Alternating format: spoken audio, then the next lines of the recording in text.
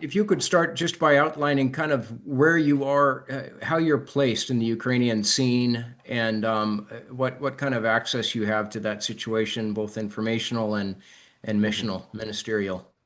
mhm.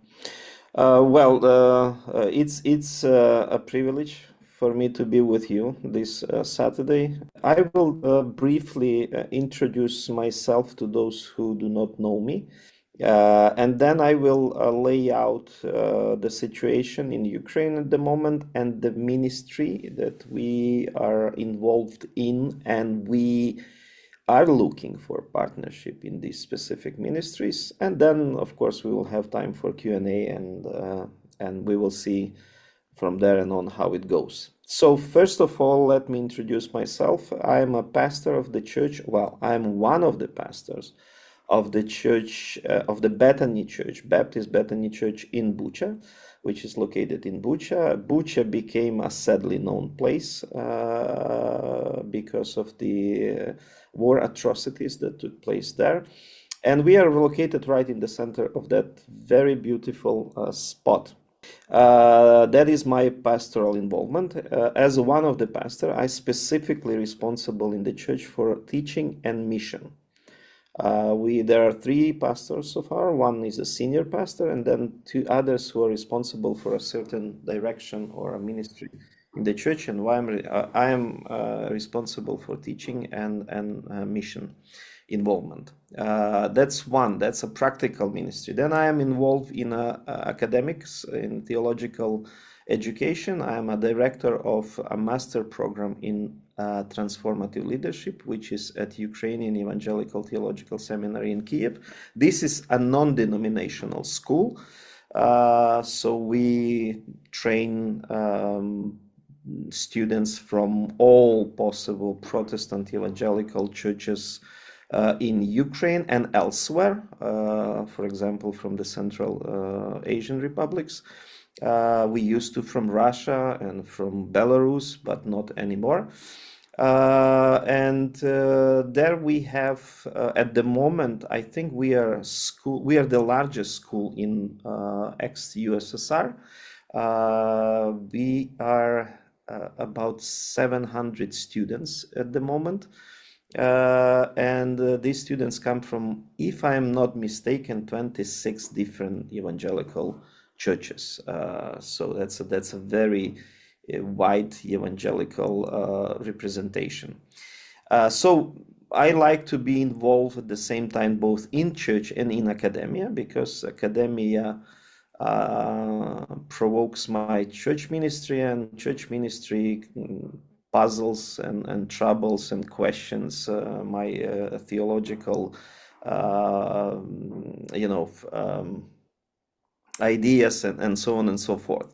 But then there is a third direction of ministry. It's good to combine both practice and theory, but then there is a context, and the context of my country at the moment is a horrible, barbaric war. And to be rooted in the context and to be rooted in the ministry, I am also a part of interconfessional volunteers military chaplaincy, which means that from time to time we are traveling to the front line, and especially during the Christian holidays. So, for example, Christmas and Easter, we would spend with our soldiers in trenches, just talking to them, being next to them, because chaplaincy is to be present in a situation where the soldiers are. And this tests even more my theology, because when you are talking to soldiers from infantry, that is a challenge in itself. So I am involved in academia, church, but I live a real life in a real context, and that is our context at the moment. So that's about who am I and in what I'm involved. Now, as we had several phone conversation and email correspondence with Matt about possible partnership through the church in Bucha. As a church in Bucha, we are aware that we cannot cope with all problems that we have. We are aware of the fact that we cannot help everyone that needs our help. So we are trying to be contextually responsive in a way that we are trying to see what are the needs that we are capable, which means that we have resources, we have people who sense their call in this direction, so that we would not burn out in ministering to many needs, but we would stay focused and we would respond to those needs that we have resources and we have people eager to minister to these people. And as you know, in a wartime, the most vulnerable people are elderly people and children or orphans.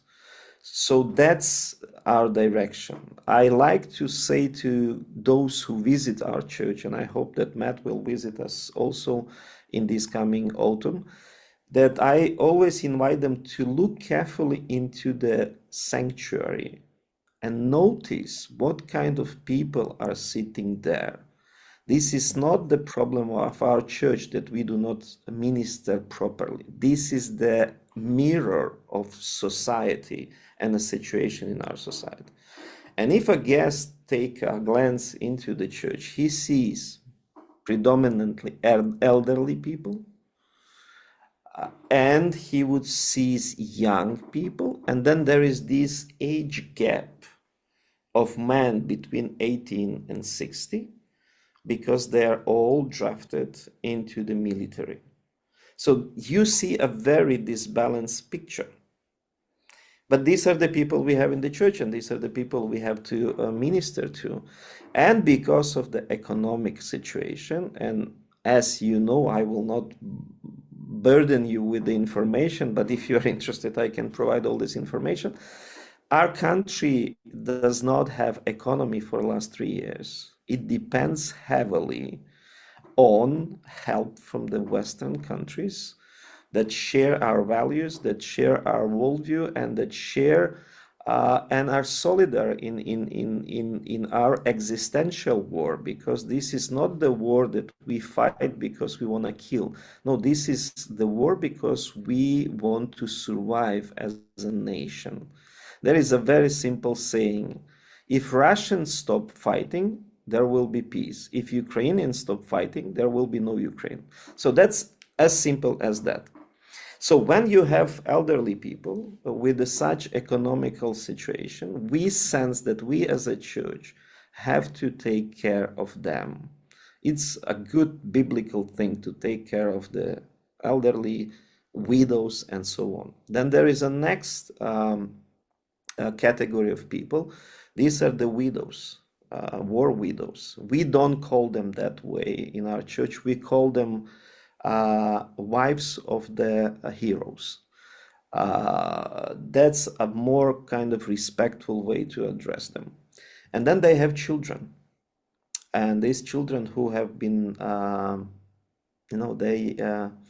it's a good if they have mom, but there are children, and we will finish with a family that they take these children who have no parents, both parents, and these are all children who have seen horrible things in their lives. So then we have these three categories that we are trying to minister. These are elderly people, these are the widows, because they have given their supporters to protect our country, and they have died for that. And then there must be someone to take care of them. And then their children, or any children that are there left. And we are organizing camps for these children. We are organizing sports activity for these children every Saturday. Then we are organizing all kinds of ministries just to minister to these young people, in order to invest ourselves into these young lives to plant the seeds of Christian values, of Christian worldview, and so on and so forth. So when we were talking with Matthew, I said to him, well, these are the things we sense we are called to do. Yes, we lack some resources in order to do these kind of things because we are not a church from somewhere else. We are a church that consists of Ukrainian society. So whatever Ukrainian society goes through, we go through as well as a church. And we are trying then also to minister to those people who have suffered from the war. They either lost something or they have lost someone.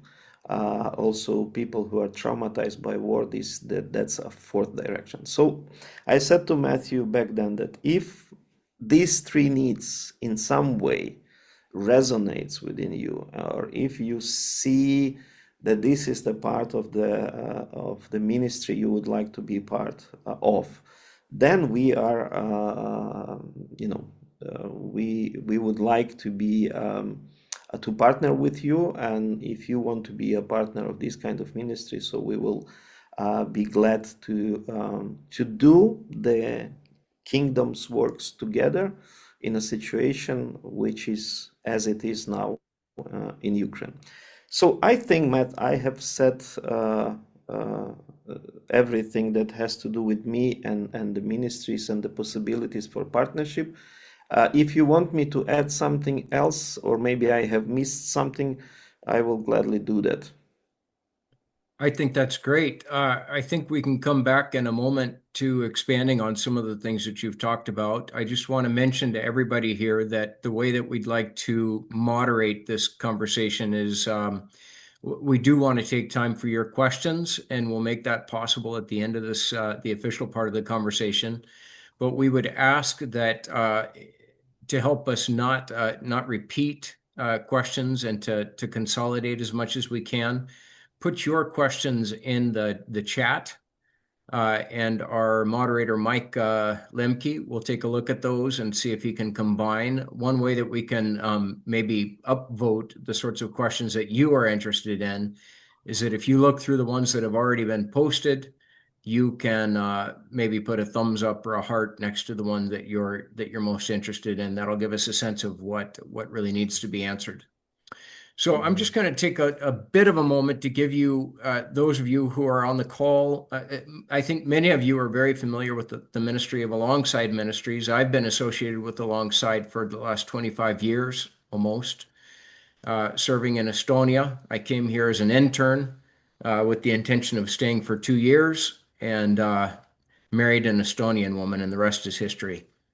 So, and I think in the very beginning, when I was recruited to Alongside, our focus was very specifically on partnering with traditional denominational churches within Europe.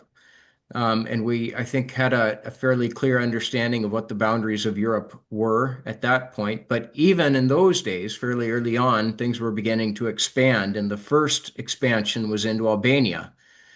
Albania, maybe for many, would not seem like a typical European country, at least at the time that it joined in, but we had missionaries that were extended into that space. And in time, Albania has moved more and more into the European space. Similarly, the Baltic countries, and then many along what was formerly understood to be Eastern Europe, or the former Iron Curtain during the USSR times, has also identified itself more and more with Europe. And so as time has gone on, our definition of Europe has expanded. And one of the essential questions in this discussion about Ukraine that, of course, comes up in the politics all the time is Ukraine essentially European? Is it Western, or is it more Slavic and Eastern? I think the other thing that we were very focused on in the early days of Alongside Ministries was coming alongside existing churches and supporting their ministries. That was a tightly defined and strategic choice to put us in a position of partnering with and supporting existing ministries. But I think what we couldn't have anticipated at that point was the way that European churches began to engage in church planting. That put church planting on the map. Soon they began engaging in children's camps and evangelistic camps. That put those camps also on the map. And now we are in a situation where we have a number of countries within the European sphere that are also engaged in conflict, defensive conflict in the case of Ukraine. And so part of what I think makes Alongside Ministries uniquely positioned to be effective in a situation like this is that we have proven over the decades to be adaptable to the needs of our partners. And our approach begins with friendship. It's not project-based. We don't have a specific ministry that we're tied to. What we're tied to is our partners. And so what becomes important in an emerging mission field, whereas we think about expanding into a new place, is finding the right people to partner with. And so that's part of why I have been excited about this developing friendship with Fyodor. And the more that I learn about what is going on in Bucha, and the way that Bucha has been looking strategically at addressing the needs that are arising now in Ukraine, it makes me very excited to think that Alongside could potentially be a part of that. Fyodor, I gave you one poison pill to chew on there about the nature of Ukraine, whether it's more essentially Slavic or essentially European, and whether that even matters. But another question that I would pose to you here at the very beginning is, given the immensity of the needs that you're describing, I'm thinking also about the number of, just statistically, the number of amputees that grows in a society after war. These are the sorts of problems that they have social ripple effects that take generations to solve. So how are you all thinking at Bucha Baptist at Bethany about you mentioned the need for sustainability for avoiding burnout. What is your thinking about the length of time and what it will take to take on these sorts of needs? Should I start whether we are Slavs or Europeans? Well, the blessing and the curse of Ukraine is that we are in between. But because the Slavic Orthodoxy emerged in Ukraine, that's why the Russians are so eager to conquer Kiev, because without Kiev they have no historic identity. That's just a historical mark that you would know, because if there is no Kiev, Kiev is called a mother of Slavs. Kiev is called the holy city of the Slavic Orthodoxy. So when Russians have no access to Kiev, they lost their connections with the historical identity. That's why they are fighting so fiercely, so that you would know. We are in between Europe and Asia, so we are European Slavs. There is also a term as pan-Slavic ethnicity, and it embraces a lot of European countries as well. So, for example, Czech Republic and other countries. So they consider themselves pan-Slavic countries as well. Now, on sustainability, well, I've been to in a post-war situation in Bosnia and Herzegovina. I ministered there for 7 years in Sarajevo and in Tuzla. And these were the post-war years. So I am well aware that, of course, at the moment, we are eager that this war would stop. But it doesn't stop when fighting stops. The most difficult and challenging things emerge when the fighting is over. And we are aware of that, and we are aware that it will take generations to cope with all the challenges and all the consequences that this war created in this situation because both country are Slavic country, both country are considered to be a Christian country. So that has a very, very huge effect, and we will, uh, it's.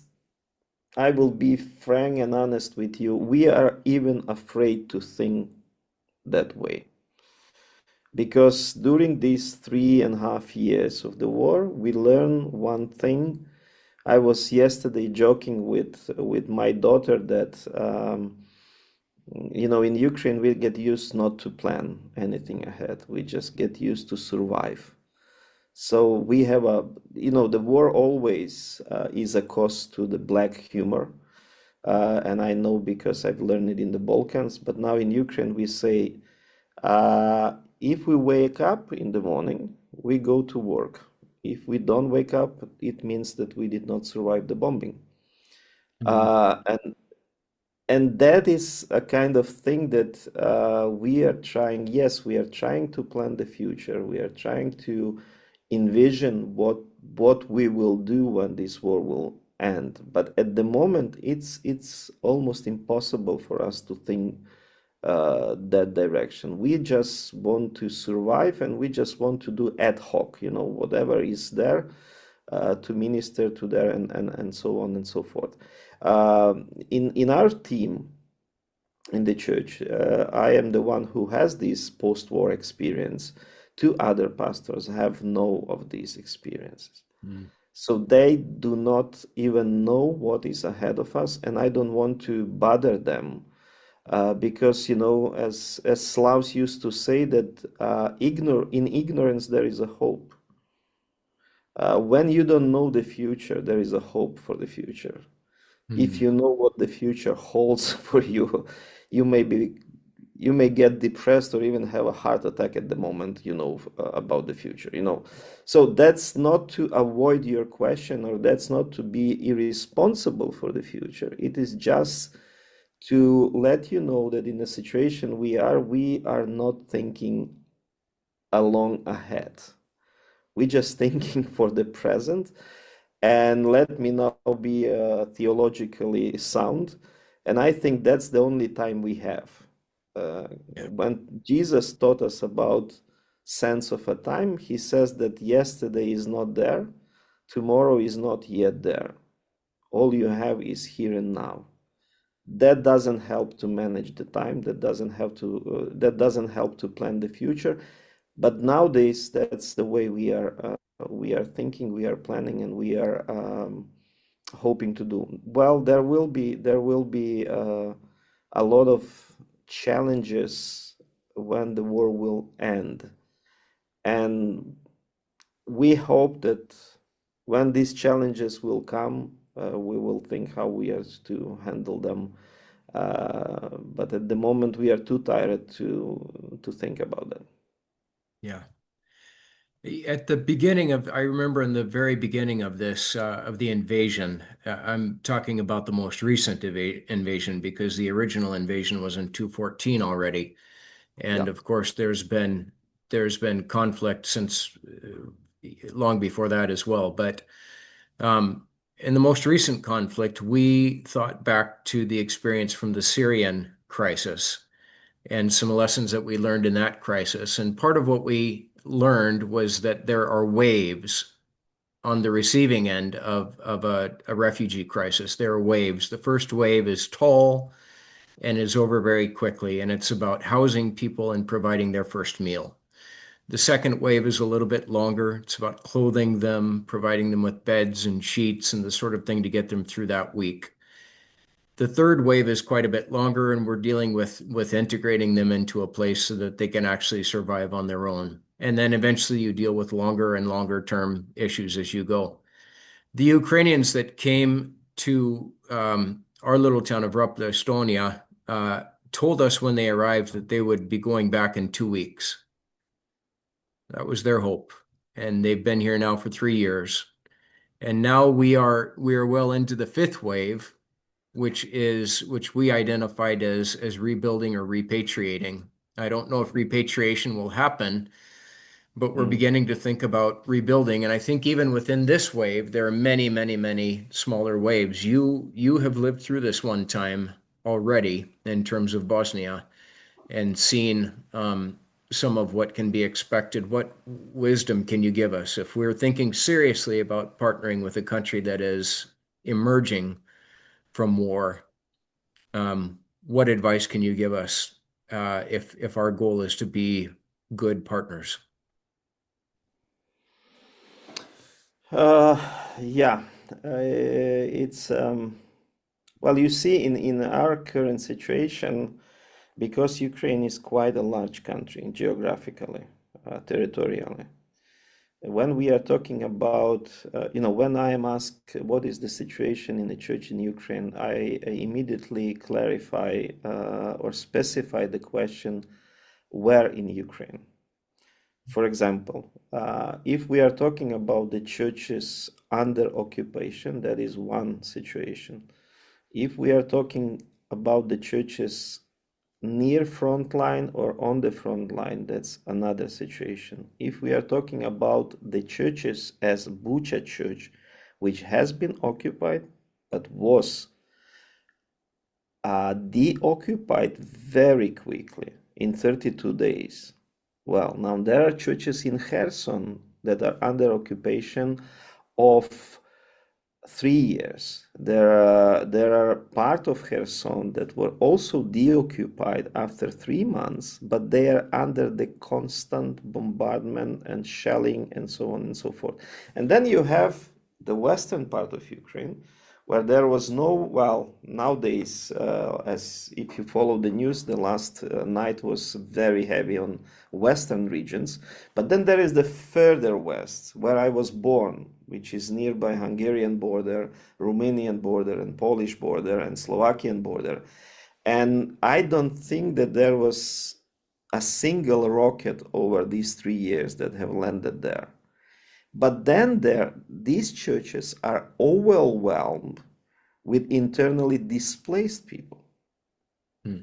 So they sense a war in a very different way than we sensed it in Bucha. Hmm. So, and that also why I'm not getting away from your question. I'm just asking, will you partner with the church in Ukraine, which will be deoccupied or which will be under the occupation, which is next to the front line, which is like Bucha Church that has been through hell, but that hell ended very quickly. But now we are also overwhelmed. I will tell you that 70% of our current parishioners in our church or church comers, because none of them are the members of the church yet, are Hmm. the internally displaced people. So our church, in terms of composition, has changed drastically. 70% of our people, our member, we have lost, not in terms that they died, but they have used the green corridor, and they are now in Norway. I don't think we have anyone in Estonia, but we have in Norway, we have in Germany, we have in Poland, we have in US, we have in Canada, we have in Spain. Some of them still want to preserve their membership in our church, and they are every Sunday they are online with us. Some of them Hmm. ask us to bless them because they want to join the church. They also plan to be back soon. But now when they realize that most likely they will never come back, Yeah. so they decided to join a Ukrainian church in Spain, or a Ukrainian group in Norway, or somewhere else. So it depends. It depends which church because the situation will be very different in this way. And if you want to partner with the Bucha Church, well, there is one thing. We are now. I just wanted, if Micah, can I show a picture on the screen? Just to show one picture to you. Um, uh, do you see this picture on your screens? Yes. Well, Yes. this is just a Bucha picture, you know. This is just one street in Bucha. That's how it looked like when the Russians came in, and that's how that same street from the same even angle, how it looks now. Hmm. And you know why this street looks like this now? Because um, Howard, you have a very rich man in US, not Bezos, um,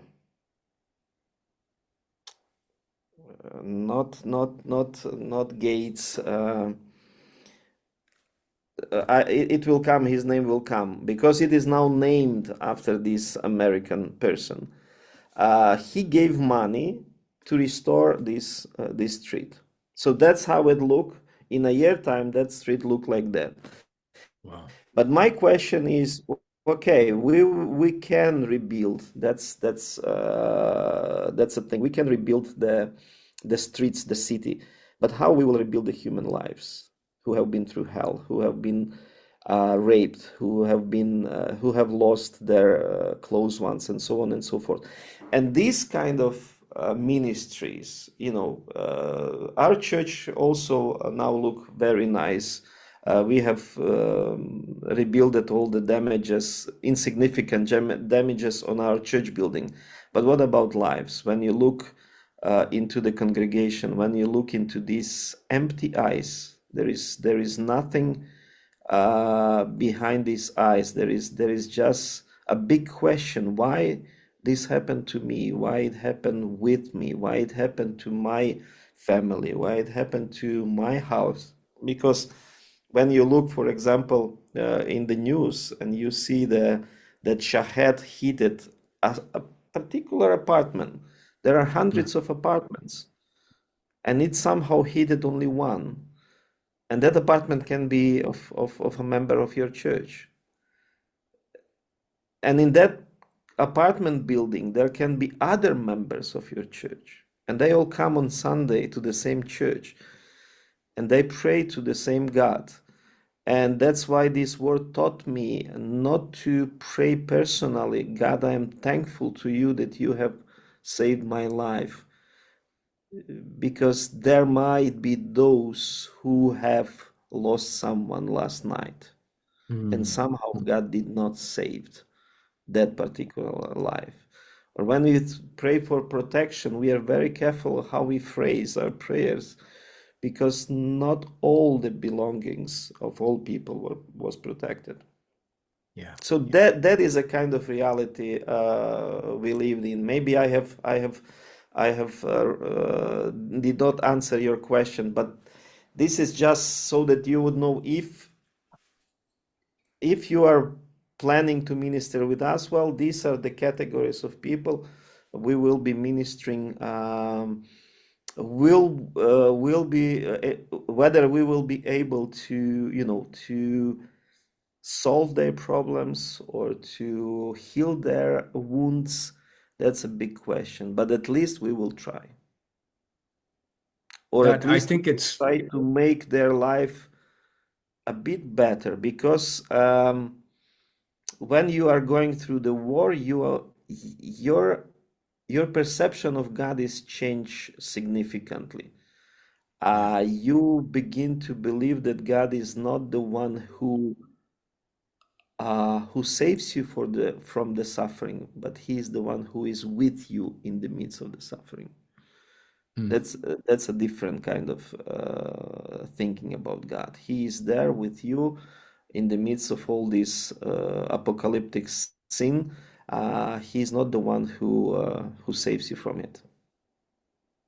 That's I think that goes to the heart of the challenge that I think a lot of us face in the United States because we are so isolated from, I think there are only two times in our history that we can say that we were touched significantly by an outside force, Pearl Harbor and then the attack on the Twin Towers. But otherwise, we're fairly well isolated and we have relatively benevolent neighbors. God bless you with the big oceans on both ends. Yeah, that's right. Yeah. But I think it's really important what you're saying, Fyodor, And because because I think we want to be clear-minded as we move into future partnerships about what this means. And I think what comes to my mind is Gaudi when he built the Sagrada Familia. He sketched out the plans. He wasn't able to sketch out the entire thing, but he did enough of it that the concept was clear. But he knew with certainty that the project was going to last longer than his own lifetime. He would never see the finalized work. And I think we are not talking about building houses in Mexico here. We're not talking about a mission that we can take pictures of and go home to and say we accomplished this. We're talking about something that may extend over the course of many lifetimes. And so I think it's very, very important to hear your clear-eyed analysis of what this means. And I think it's also very important that we see the theological truth that it pushes us to, which is that victory is not always the end goal in kingdom life. That sometimes it's the companionship of God in the midst of striving for the kingdom that's the end goal. We're going to Well, switch yeah, go ahead. if you just to comment on that, if you follow the news, Ukrainians for quite a long period of time stopped to use term victory. Now they use because no one knows what that means, and no one can even envision what it should look like in this situation. Now we stick to the peace, but we would like to have it to be a just peace. You know what the Russians are after? That we would come to the point when we would just use the term peace, Hmm. and we would forget Hmm. about the justice, Yeah. and that we would bite the peace on their conditions. And that is something that I don't want to think about, but I do think about. Yeah. I think we need to switch at this point to some of the questions that have arisen. Thank you to those that have sent in questions for us to consider beforehand. We'll address some of those. There are also some that have come up in the chat box since then. Feel free to continue to post your questions there. Also notice that in the chat box, there are some links that you can follow up with. Fyodor's previous discussion with us at the Alongside Gathering last fall is up on YouTube, and you can see that for a more in-depth discussion of some of the theology we've touched on. But before we move into questions, we do want to mention that there is one very practical way that all of us can contribute to something that's going on right now. And that is that there's a family of displaced persons that have arrived in Bucha, been living in Bucha now for some time. And Fedor is going to introduce them and talk a little bit about the needs that they have. Mhm. Can we place their picture? Yeah, you have that, or do you want me to put that up? If you can, yeah, if you can do that, Yeah. would be fine. Yes, we have a family in our church. They are themselves from now occupied territory, but they have moved into Bucha, and God has placed on their hearts to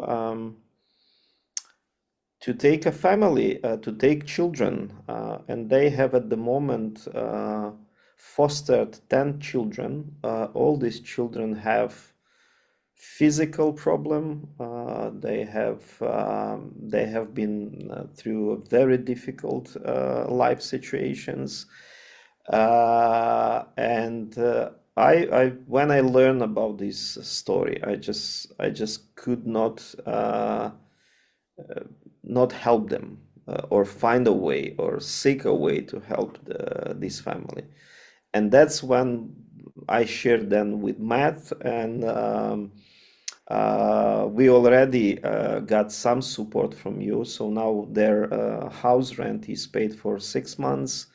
Then we had another sum of money we wanted to spend for a van, or for a car, a minivan that they need, because Andre, who is the father, he says that he feels like a taxi driver, you know. He just have to take them all to different schools, and he cannot take them all at once. So he just driving them around, you know, those to the hospital, others to the school, and then yesterday when I sent to Matt some of the real picture. This is, by the way, this is not. This is a kind of envisioned picture, them next to the van.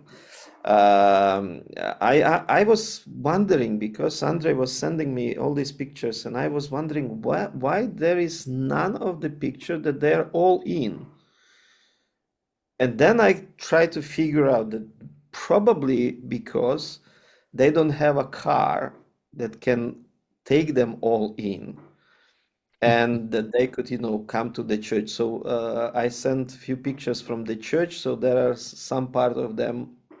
And then the same thing I was observing when he brings them to the church, and then when he takes them back home. So he's driving back and forth, and so on. And these are just, for me, this couple is just heroes of our time. And this is not just the soldiers who are now you know, fighting for us, but these people who are open their hearts to take those to the family who have no family. And all these children, their parents either died because of war, or they died because of you know, they were using alcohol, drugs, or they could not just cope with life. And these children are all traumatized. Everyone in his or her own way. And when they shared the story with me about each one of them, I was simply overwhelmed. And I just said to them, well, if I can help you in any possible way, if I can talk to my friends throughout the world, I will talk about you and about your needs. So this is the couple. They are one of the example of these displaced people who are in our church, but instead of, you know,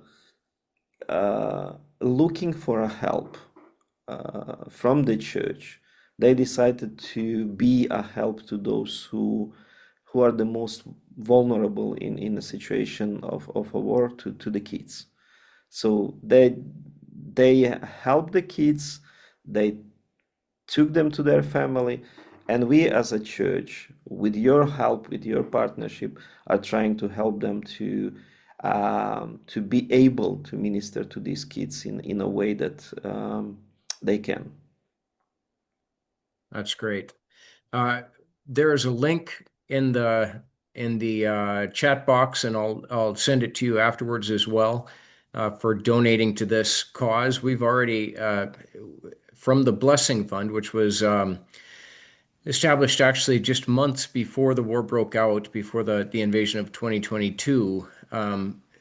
From the Blessing Fund, we have apportioned some money for supporting the family, as Fyodor mentioned, rent for 6 months until they're able to establish themselves. We've also been able to put up 5,000, which is about 1/3 of the cost of the van. We'd like to match that. Our goal is to match that with giving today.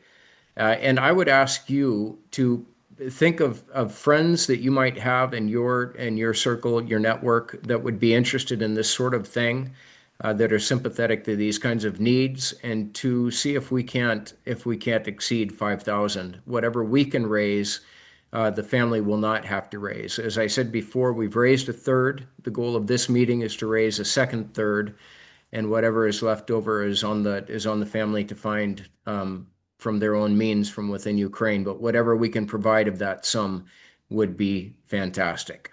So the link to make a donation is alongside.org/donate. And you can use the form there there's a drop-down box. You can pick the Blessing Fund from that drop-down box, and then include, maybe as a note, Hrantsev Family Project. Mhm. Mhm. And that would be very helpful. So I think with that, we'll take some questions, and let's see, Micah, I'm going to hand it over to you to put up anything that has crossed your radar from the chat box there.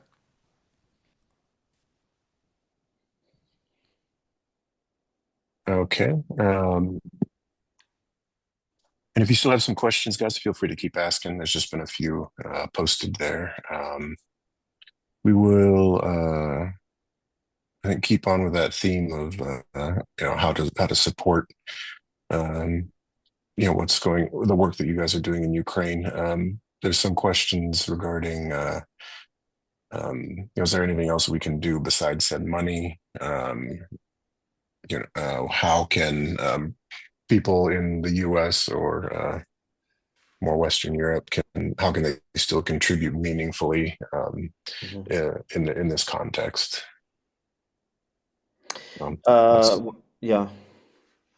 Well, beside, just helping with funds, well, you can bring a volunteer team and help, the church in rebuilding projects, or if there are those brave among you to join our chaplains and to go to visit soldiers in the trenches and talk to these people, minister to them, be almost, I think, twice a month we send a minivan with not just with the goods that we have, but the goods that soldiers need. So there is a person who is in constant contact with the soldiers, and then whenever they need, we would either from the church money, or we would ask our friends to help with that, and then we would load that when with medical supplies, with other things that they need, generators and things like that. Um, so we would send it to the soldiers. Uh, yeah, so these are kind of very practical things that you can participate in. Those of you like Micah and Matt who are in Europe, who are not far away, you can come up and help us ministry with the kids whenever we have kids camp, just to be a part of a team and to minister to them. That's a week thing, or a few days thing, so you can come and minister to them and make contacts with them, talk to them, and make friends. So these are probably, I would mention, as well as possibilities. Um, or Fyodor, come as a missionary to Bucha and stay with us and minister with us. That's a third possibility. I think all of these are active possibilities. I would hope that they would become more and more possible in the future. I'm planning to visit Fyodor in October, Lord willing. But of course, one of the questions that I have that this conversation raises is what is your reality? We know that almost every night now, um, you have been under bombardment, under attack from drones. What does that actually mean for you? We hear It it in the means, news, but we have no understanding of what that might mean for daily life. well, you see, it means I am now in a safe place. I am in Oxford. But and my daughter just insisted that I would turn off all the alerts, Hmm. rocket alerts, drones alert, and things like that. But it doesn't help when I wake up in the morning and least read the news. And it just makes me so helpless and nervous, because at least when I am there, I can do something. From here, I can do nothing. I Yes. just read news and I get nervous. But now going back to the Ukrainian reality, it means that you have sleepless nights. It means that in the morning, when everybody wakes up to go to work, you have no strength, no desire, nothing to go and do anything. And that is another way to terrorize the people and to affect the economy.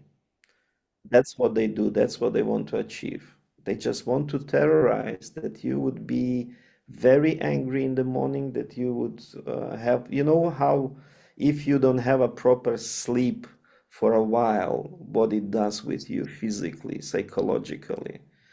And that's what they do. So life looks like this. You go to the church, for example. I will give you a few examples. You go to the church for a ministry, for a service, and then the alert goes on. And it means that you have to leave the service and you have to run to the shelter. Well, we are tired of it, so we just ignore it. Is it good? No. Should we run every time? Well, we don't care anymore. It means that when you go to the bed to sleep, it means that several times per night there will be alert and you have to run to the shelter. And that's what people do in the center of Kiev. They just run to the metro station because that serves as a shelter. Well, I know that most of my friends, they just ignore it.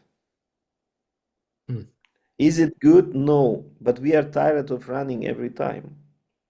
So when I go to bed, I said, well, Lord, if this is my last time, forgive me and receive my soul, if something happens. So that, it just tired you. You are just tired of that. Then you go to, for example, for lunch to restaurant, you order a meal, alert go on, you have to go. So you cannot eat properly. You lecture, you teach students theology, you teach them about very important things in life.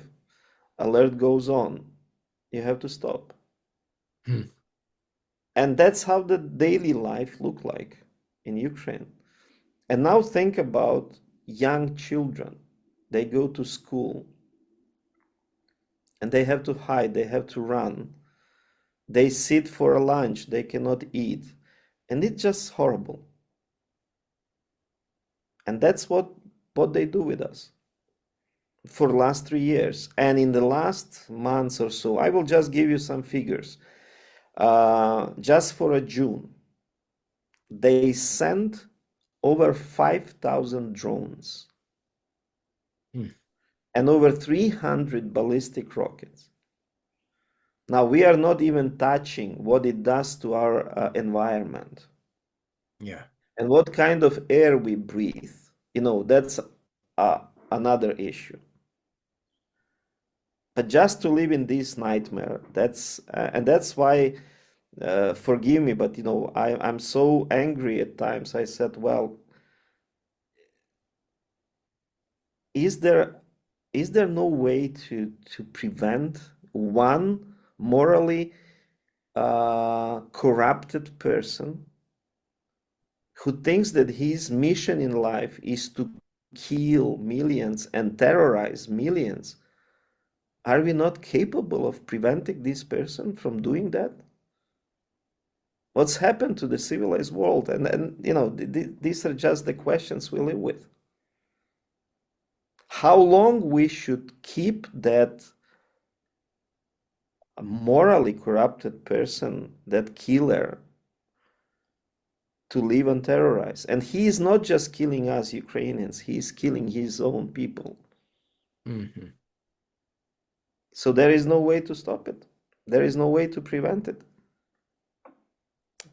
So that's yeah. Sorry for me to being blunt, but that's kind of things we live with. It just abrupted life. Yeah. You cannot eat properly, you cannot pray properly, you cannot sleep properly, you cannot plan properly your life, you cannot rest properly, You cannot enjoy coffee with your friends properly. You cannot even complain properly because your complaints are disrupted, you know. So Yeah. that's a kind of reality we live in. Thank you. That's it's horrible to hear, but I think it's really important for us to understand. We read news headlines, but we understand very little of what this actually means. One more time, I'm just going to remind you of the Hranca Family Van project. Any sum for that will be very, very helpful. So think about that. And I want you to think specifically about spreading the word. We have 15 people on this call today, which is a good start. But I think what we need to do is to work towards a coalition of people that would be willing to stand behind Fyodor. Each of us represents a church. And my hope is that some of you, if not all of you on this call, would champion this idea to your churches as well, so that we could form something of a support network, which I think would be the most helpful strategic way to back up Fyodor and the Bethany Church in Bucha going forward. I think we have time for maybe one or two more questions. Anything from the peanut gallery, Micah?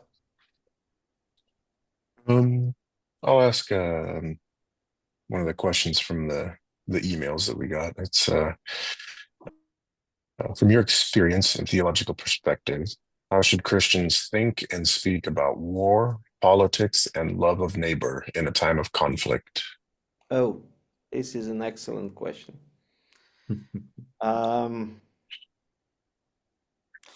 Well, let me be very, very simple and short. Whenever people who are not Christians observe Christians, they wonder how these people can put together 4 key words that it would function: love, truth, peace, and justice.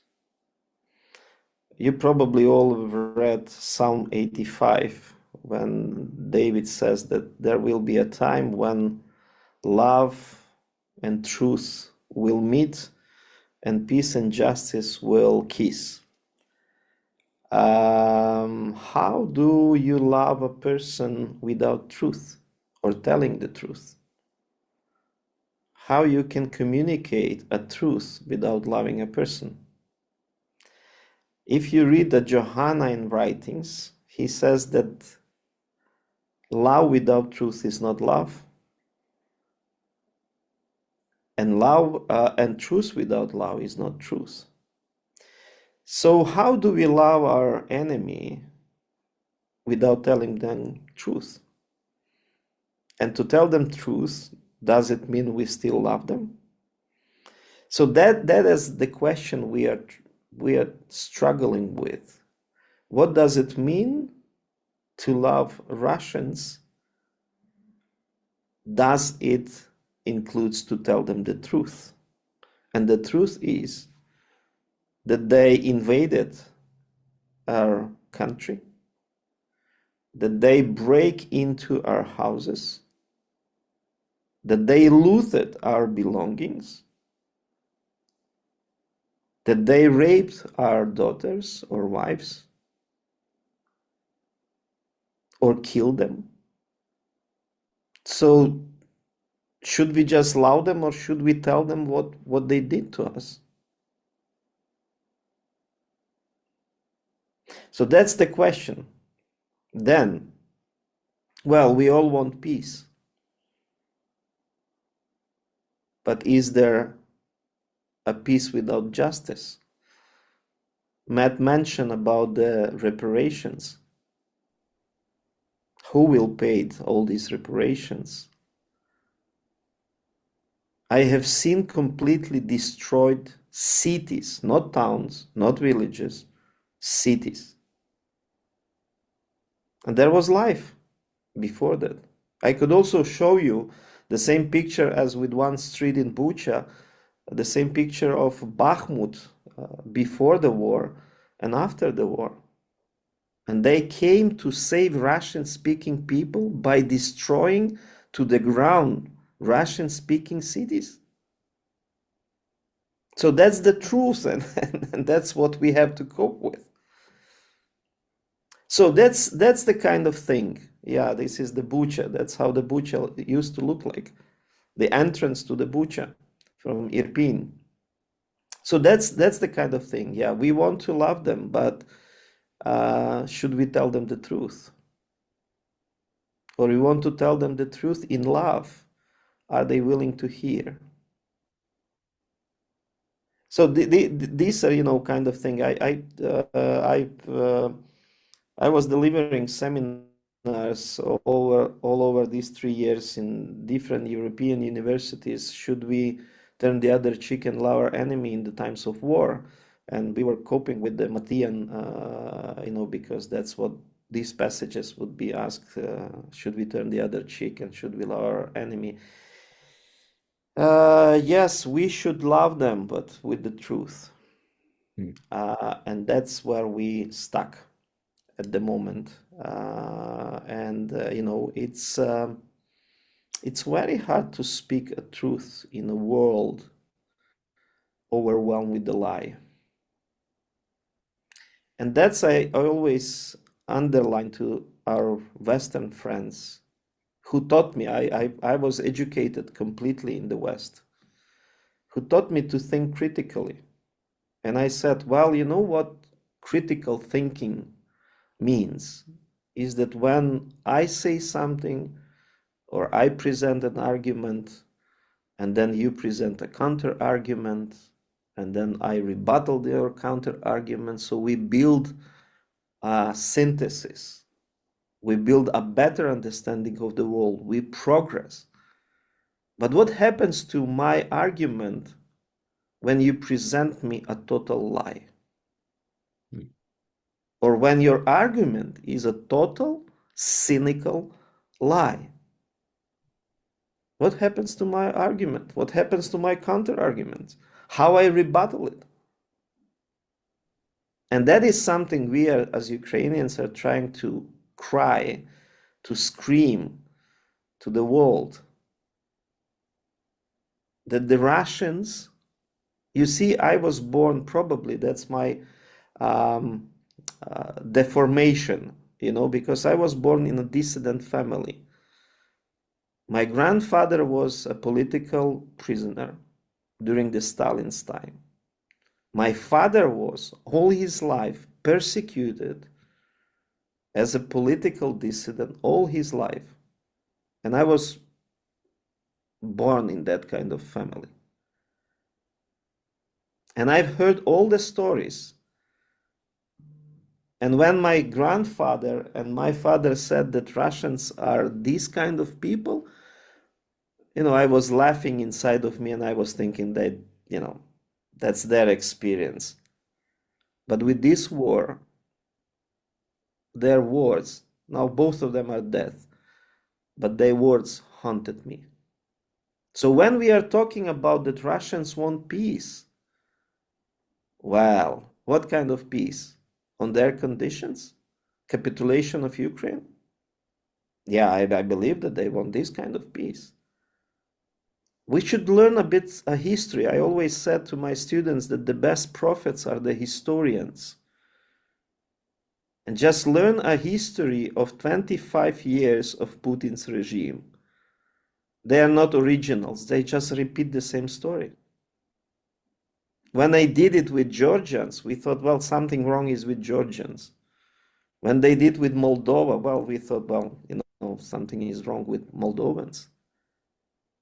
When they did to other countries, and it just repeats itself. All and all and all, over and over again. So when he did to Crimea and then to part of the region, well, we still thought, well, that's a kind of, that's just a territorial issue. It's not a territorial issue. It's a person who thinks that he is divine. All these biblical stories when we read about Nebuchadnezzar and other kings, they now for Ukrainians, these are the real stories. There is this diabolical politics. Yeah, we have to talk about love, we have to talk about, but when you are faced with the power that understands only power. What your message of love, forgiveness means to these people. What we are trying to say to the West, that until or to the moment Putin is faced with a stronger power, there is no breaks. This person likes to kill people. He has a power. He have a means to do that, and he does it. And if you talk to him about, diplomacy, about peace, about seas of fire, I think he laughed inside of himself. And the thing is, how long will we take that cynical approach to cheat the entire world till we will see these kind of pictures, and someone pays life for that? So love is a good thing, it's a very right thing, but when you talk to the violent person,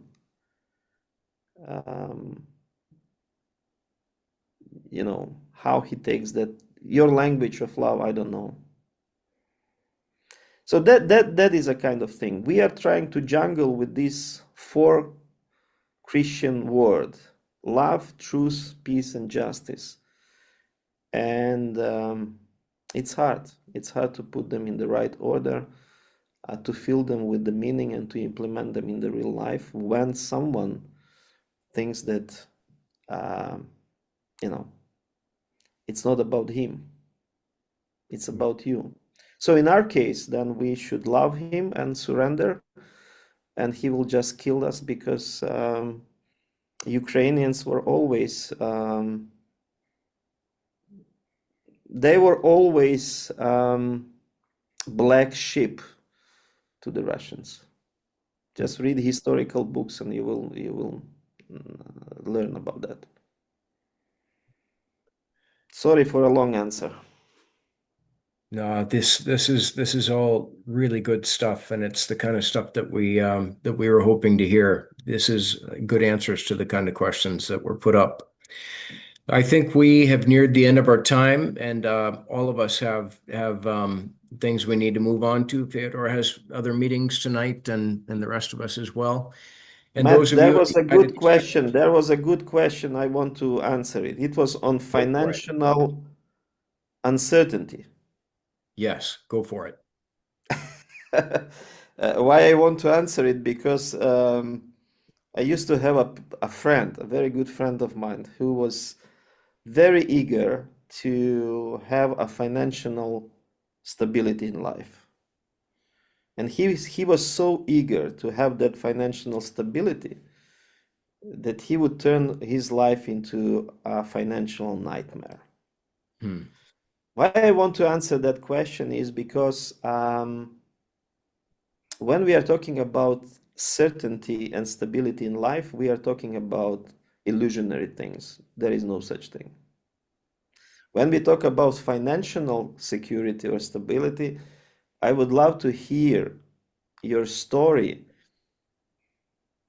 whether you had a moment in your life when you feel financially secured or certain, how that life looked like. Because I cannot recall a day in my life that I feel financially secured. So it's not about whether we have this security or certainty or stability. It is about whether we shared values and we are ready to invest ourselves in something that we believe can change this world. Well, sorry for my Ukrainian way of thinking, but I don't think there is such thing as financial certainty. If you don't have money, you have no financial certainty. If you have a lot of money, you have even less financial certainty.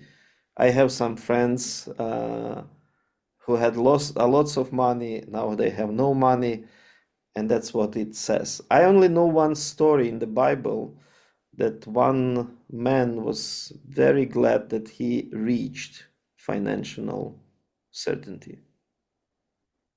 And he wanted to store those finances and to enjoy the entire life. But he could not buy life. He could not provide or guarantee his life. And I think that the Bible, in a very humorous way, answered that situation. So, my friends, I know now that in US, with the current government, you feel quite insecure, you feel quite uncertain. Well, that's a kind of, that's a kind of real life reality in which we live. I will just tell you that we are even less certain about these things. And yeah, I would like that we would all be financially secured and everything would work in our life in a proper way, and we could guarantee our future, and we could enjoy our lives tomorrow. But that is something that does not depend on us, and that's another gospel teaching that we have to embrace. Jesus says that we should not worry about what we eat, what we dress, and about tomorrow. And it's about learning to trust God. And whenever we happen to be in a war situation, these words immediately gain a completely different meaning that they had in a more peaceful situation. So sorry, but I wanted to answer that question. I just wanted to welcome you to the world that there is no financial certainty whatsoever. Yeah, I'm glad you Talk to the picked up poor on that. people, that's the same thing. Talk to the rich people, it's the same story. Yep. I'm glad you picked up on that. I think we're in a moment in the missional world right now where the United States is, and maybe other Western countries too, are recalculating the cost of mission. And regardless of what the cost is, mission is always costly. It costs money, costs lives, and lots of time. But I think with what you presented here, there's a lot of reason to think that we can do something together, invest in something together, and that investment will definitely be beneficial for the gospel, for the kingdom of God. Yeah, just imagine that if we do not invest, if we do not invest in peace, war costs also a lot. Yeah. I would give you figures how much this war already cost just Russia. And just imagine what kind of world we live in when we invest so much money on destruction, killing, and making this earth a very insecure place to be in. Yeah. And that is something that just blows my mind. These are billions of dollars. For what? For moving forward, for making life more flourishing, or to make a destruction and to make a human life miserable. And that is something that I wish we would, and our politicians would talk about and think about and plan about and do something about it. Yeah. Well, we don't have much control over the politics of the world, unfortunately. I wish we did, but the last few years have made it clear that that's not the realm of the everyman. But what we can do is to deal with the people that are near to us right now and the needs that we are aware of today. And I'll remind you that we have the Hranca family that's looking to get a van to deal with the expanded family of children that they're taking care of. Please consider contributing to that sacrificially, if you would. Find others in your friend network or with your church that would be willing to contribute to that as well. And I would encourage you to think seriously about building a coalition to join us and alongside for supporting Fyodor and beginning to see where a partnership with Fyodor and the Bethany Church in Bucha could go in the future. I have solid plans to go down in October, and I will keep all of you informed of what I find. This video I will make available to any of you that have registered on that list that I sent out, and those that tried and weren't able to get in there and notified me, you're now on that list, so you don't need to worry about that. The video you can share with your friends. Let's take this as a starting point and see if we can build a coalition of support, maybe not for all of Ukraine, but certainly for trustworthy friends in the places that we know.